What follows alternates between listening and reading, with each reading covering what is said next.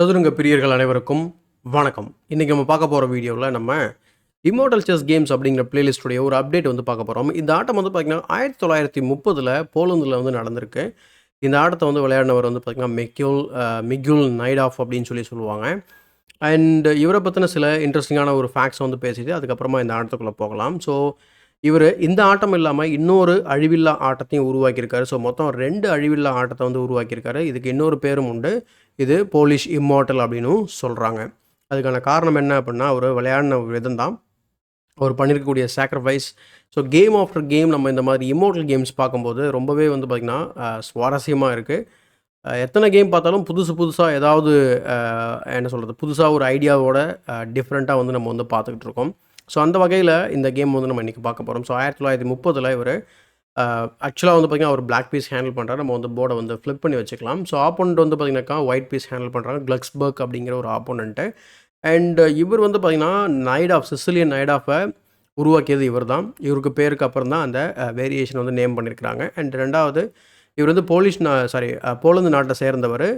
So world war 2க்கு அப்புறம் அர்ஜென்டினாவில் வந்து பார்த்திங்கன்னா சிட்டிசன்ஷிப் வாங்கி அங்கேயே வந்து செட்டில் ஆகிட்டார்.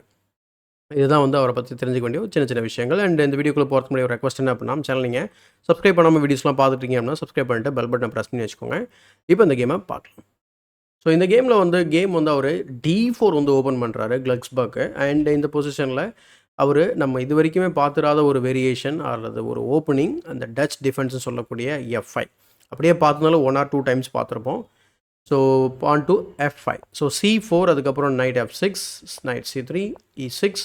ஸோ இந்த செட்டப் வந்து பார்த்திங்கன்னா நம்ம ஸ்டோன் வால் வேரியேஷன் அப்படின்னு சொல்லுவாங்க டச் டிஃபென்ஸில். ஸோ நைட் F3, அதுக்கப்புறம் pawn to D5. So pawn to D5க்கு அப்புறம் E3, E3க்கு அப்புறம் C6. இந்த ஸ்ட்ரக்சர் இருக்குது இல்லைங்களா? ஸோ இதுதான் வந்து ஸ்டோன் வால் பான் ஸ்ட்ரக்சர் அப்படின்னு சொல்லுவாங்க.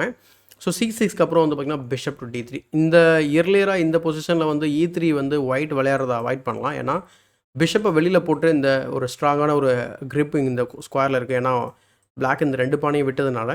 ஸோ E5 வந்து பார்த்திங்கனாக்கா பர்மனெண்ட்டாக ஒரு வீக்னஸ், ப்ளஸ் பிஷப்பை பான் செயினுக்கு வெளியில் டெவலப் பண்ணுறது நல்லது.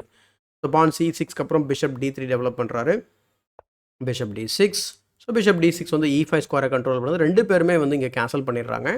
ஸோ கேன்சல் பண்ணினதுக்கப்புறம் இந்த பொசிஷனில் வந்து ஒயிட் விளையாடுற ஒரு சில மூவ் வந்து பார்த்திங்கன்னா ரொம்ப மோசமான மூவ் மாதிரி தெரியும் நமக்கு. ஆனால் அது வந்து ரொம்ப லூசிங் மூவ் அப்படின்னு சொல்ல முடியாது. எடுத்துக்காட்டுக்கு இப்போ இந்த பொசிஷனில் நைட் E2 விளையாடுறாரு.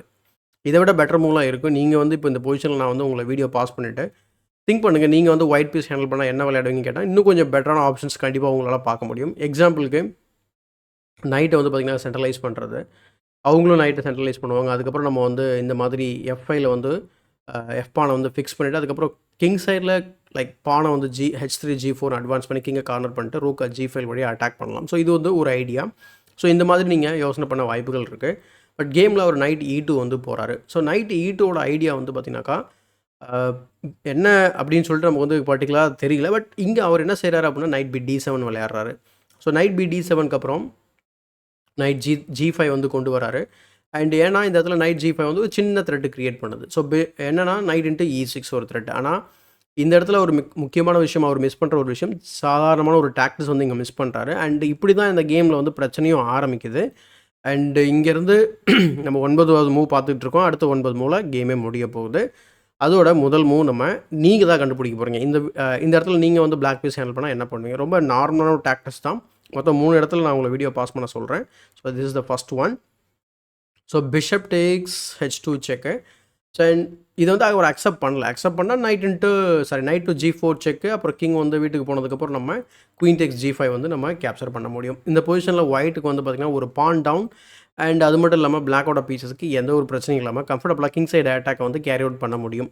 அதனால தான் இந்த இடத்துல அவர் என்ன பண்ணுறாரு அப்படின்னா, ஓகே அப்படின்னு சொல்லிட்டு பீசஸ்லாம் ரொம்ப ஆக்டிவாக உள்ளே வருது. அதனால் நான் வந்து கேப்சர் பண்ண விரும்பலை அப்படின்னு சொல்லிட்டு அவர் கிங் H1க்கு மூவ் பண்ணுறாரு. மூவ் பண்ணினதுக்கப்புறம் நைட்டை வந்து பார்த்திங்கன்னா G4 ஸ்கொயருக்கு எனிவே வந்து கொண்டு போயிட்டு அந்த டிஸ்கவரியை கொடுக்குறாரு.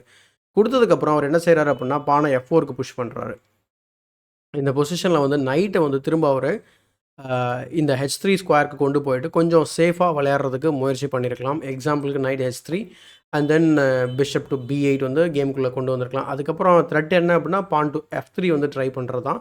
ஸோ அதனால் நைட் வந்து பார்த்திங்கனாக்கா எந்த பிரச்சனையும் உருவாக்கக்கூடாது அப்படிங்கிறதுக்காக நம்மளோட நைட் வந்து பாதுகாப்பு இல்லாமல் இருக்குன்றதுனால நைட்டை ஃபஸ்ட்டு H3 ஸ்கொயருக்கு வந்து கொண்டு வந்து F2 நம்ம பாதுகாக்கிறோம். ப்ளஸ் நைட்டும் கேமுக்குள்ளே கொண்டு வந்துடுறோம்.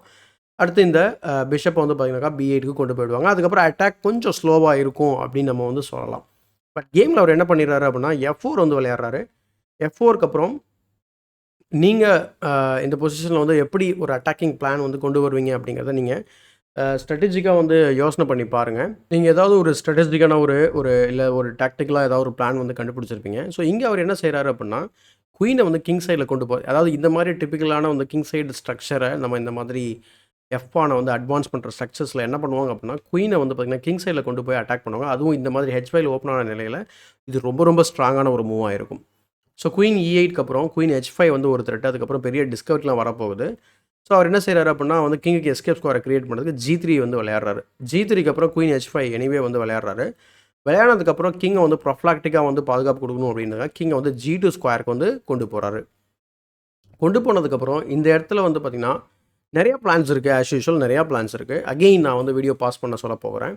இந்த பொசிஷனில் நீங்கள் பிளாக் பீசஸ் வந்து ஹேண்டில் பண்ணிங்க அப்படின்னா நீங்கள் என்ன விளையாடுவீங்க, பிளாக் வில்லனா என்ன விளையாடுவீங்க அப்படிங்கிறத ட்ரை பண்ணி பாருங்கள். அண்ட் அவர் எக்ஸலண்ட்டான ஒரு மூவ் விளையாடுறாரு. ஸ்டாக் ஃபிஷ்ஷில் டாப் ரெக்கமெண்டட் மூவில் அதுவும் ஒரு மூவ். அண்ட் இங்கே வந்து ஜென்ரலாக வந்து நம்ம வந்து இன்னும் இந்த பீஸை இன்வால்வ் பண்ணல. இமேஜின் பண்ணுங்கள், இந்த லைட் ஸ்கோர் பிஷப் வந்து இந்த டயக்னல் இருந்தால் எப்படி இருக்கும் அப்படிங்கிறது.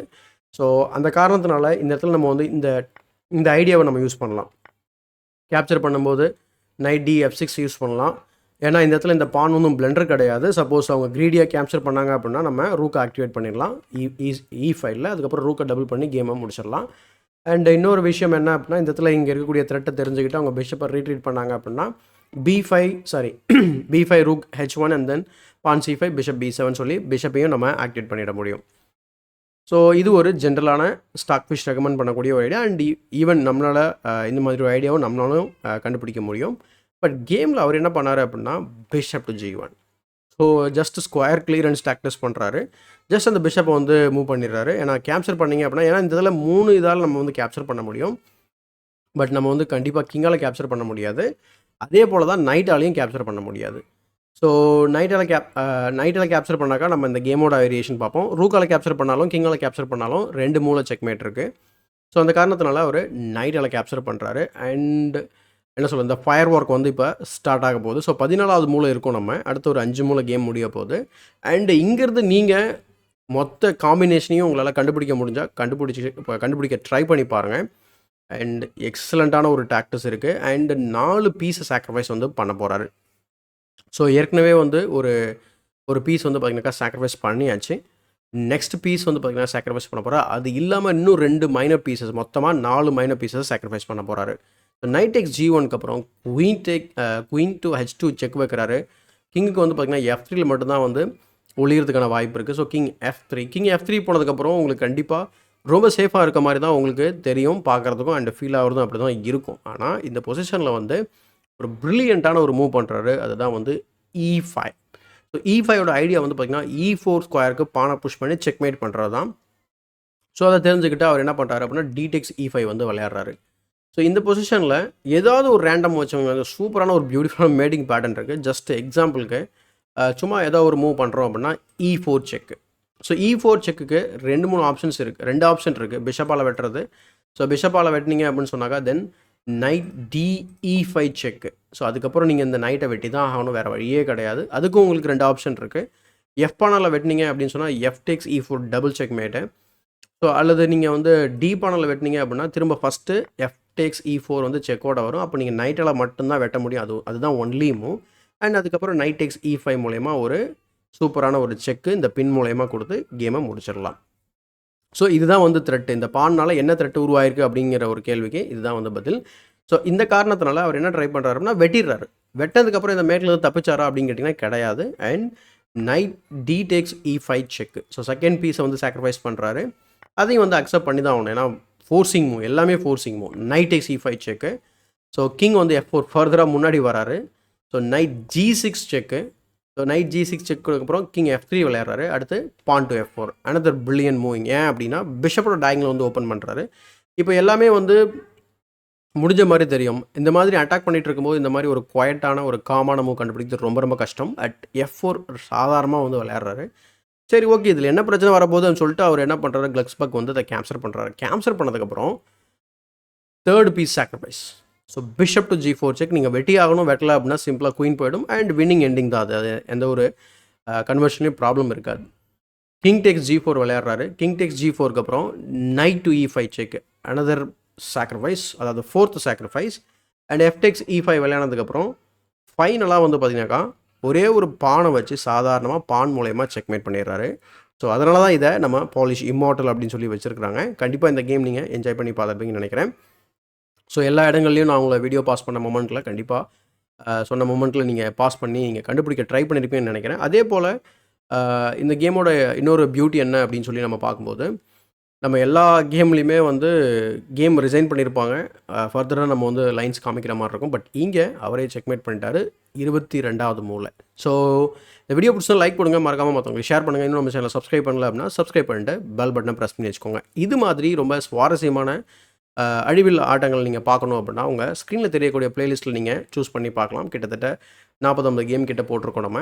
அண்ட் அதே போல் நம்ம சேனலில் கடைசியாக போட்ட அழிவில் ஆட்டம் நீங்கள் பார்க்க விரும்பினா அதுவும் வந்து பார்த்திங்கன்னா உங்கள் ஸ்க்ரீனில் தெரியும். அதையும் நீங்கள் தேர்ந்தெடுத்து நீங்கள் பார்க்கலாம். ஸோ இதே மாதிரி ஒரு பயனுள்ள வீடியோவுடன் உங்களை சந்திக்கும் வரை உங்களிடம் விடைபெறுவது உங்கள் சதுரங்க சாணக்கியன்.